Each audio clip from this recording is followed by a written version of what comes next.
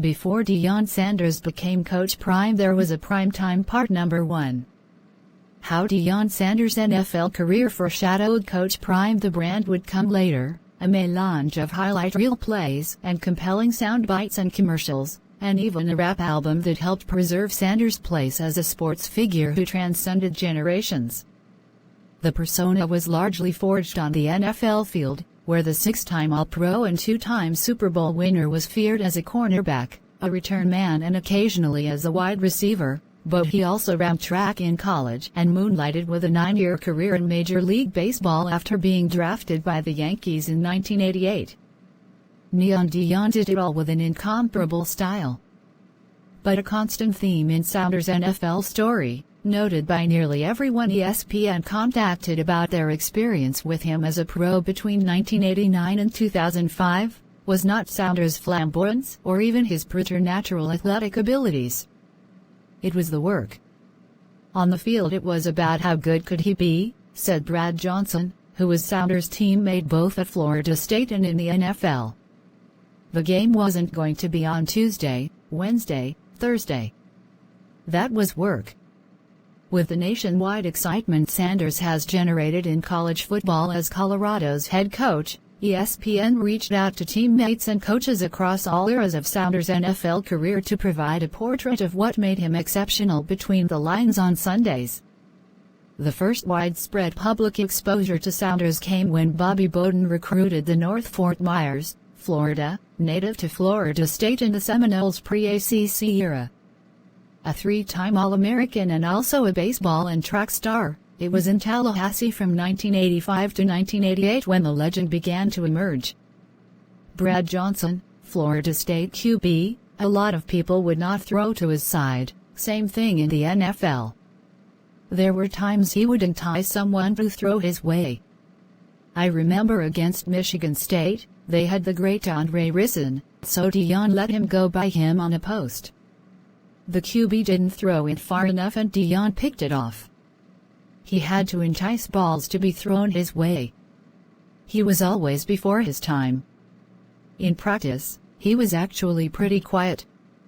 Prime was into getting better and into working. If we went one-on-one versus him, we might complete a hitch or a curl, but you were never going to complete a go ball. He took it away. That's who he was. He was an endless worker. Now, on game day, he became prime time when the bright lights came on. He could turn it on. People got caught up in that dance. The dance happens after he scores. I remember him working, I remember the sweat. He was always helping. He was always talking, always helping the other corners out. That didn't always happen, especially at that time. Though Sanders' multi-sport legend was shaped on the football field and baseball diamond, Sanders was also a track star for the Seminoles. A champion in the 100 and 200 meters and 4x100 relay, Sanders showed a flair for the dramatic and an early aptitude toward unforgettable quips. Johnson, at Florida State, there was a track meet, and it was him, Dexter Carter, Sammy Smith, another running back who played in the league, and Arthur Blake in the 4x100. The track meet was at 5:30 or so. I'd been playing golf the whole day, so I get home and run down to the track meet. When I park, I feel like I'm late in getting there. When I get to the apartment, he's outside there in a bathrobe in the parking lot, by the pool, in flip-flops talking on a cell phone. That was a big-ass cell phone. It was 1988. I said, "Prime, you gotta meet. Will you be ready to go?" He said, "You never seen a cheetah stretch before he runs, do you?" On the heels of a celebrated 4-year career at FSU and a 4.27 40-yard dash performance at the NFL Combine, Sanders was selected No. 5 overall by the Atlanta Falcons in the 1989 NFL Draft. The Falcons were in the midst of a stretch of 8 consecutive losing seasons, including Sanders' first 2 in the league. But in 1990, when the team hired Jerry Glanville as head coach, the franchise's fortunes began to turn. Glanville respected Sanders' on-field style, even when it came to the danger of giving wide receivers a huge cushion so he could make plays. Glanville, he goes, I gotta lay off to get work. If I smother cover him, I'm not gonna get any work. That's what he'd say. I go, I know you gotta let him open, but don't let him open that far because he was open about 9 yards. Glanville also allowed Sanders to manage all the sideline and celebrity guest appearances, as well as pre-game speeches, a practice that Sanders has continued as a head coach at Colorado.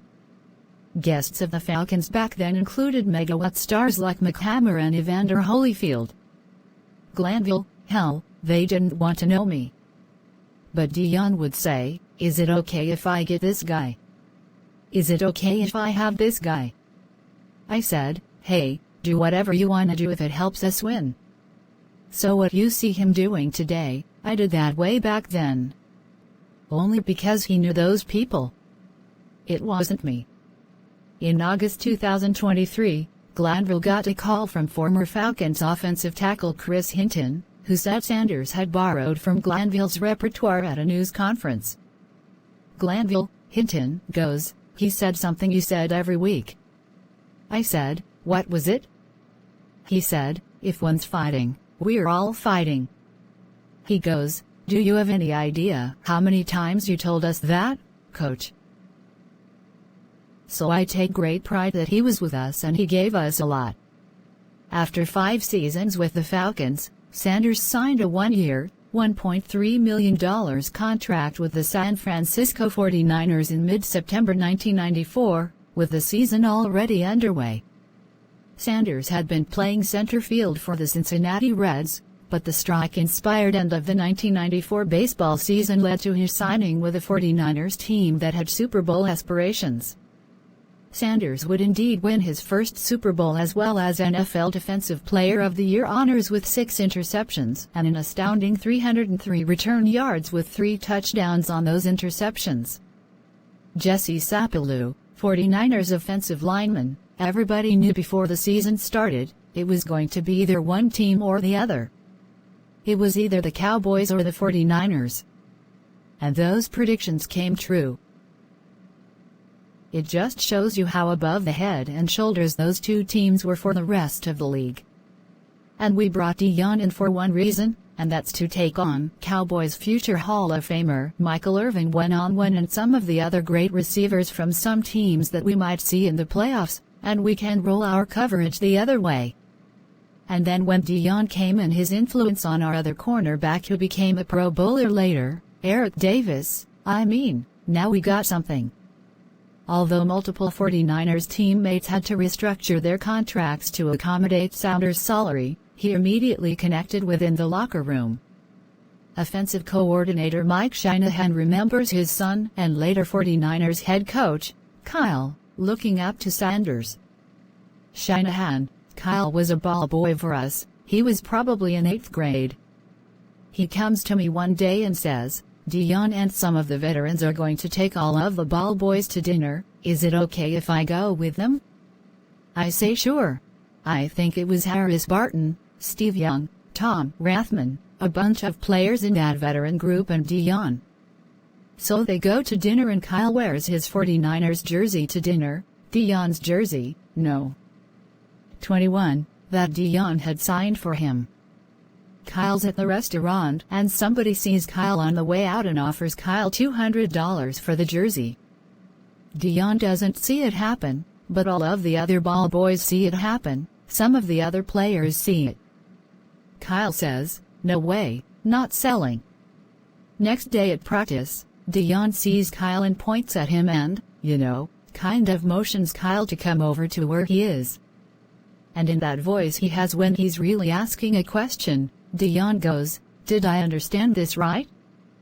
Did I hear this right? Did you have some guy come up to you last night in that restaurant and offer you $200 for my jersey and you wouldn't sell it to him? Kyle says he refused to sell it, and Deion looks at him and says, I'm going to teach you some business. Number 1, I get these jerseys for free, all you had to do is sell it, come to me, get another one and I'll sign it. Deion just keeps going, says to Kyle, "Hey, you have to recognize business opportunities." One of the notable performances in what would be Sanders' lone season with the 49ers came on October 16, 1994, when he returned to Atlanta to face his former team. Sanders and the 49ers routed the Falcons, then a member of the NFC West, 42-3. Sapaloo, you talk about emotions that crowd had when we came back with Deion. And he got into a fight with Andre Rison. It was like a full-out swinging, man, just the two of them. And then we all went in there and Atlanta's bench came off and we stopped it, and those two guys were friends. It was just the emotion of the moment that I think Andre felt like we were the rulers of the division for so long, and now Deion's coming over to add to that, and those emotions came out.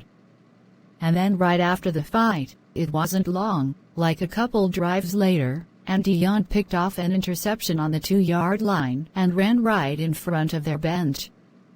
And Deion's fast enough as it is, and by the time he got to the 40-yard line now, he was looking at the Atlanta bench and then was doing the high knee from the 15-yard line in and pulled a groin muscle doing that.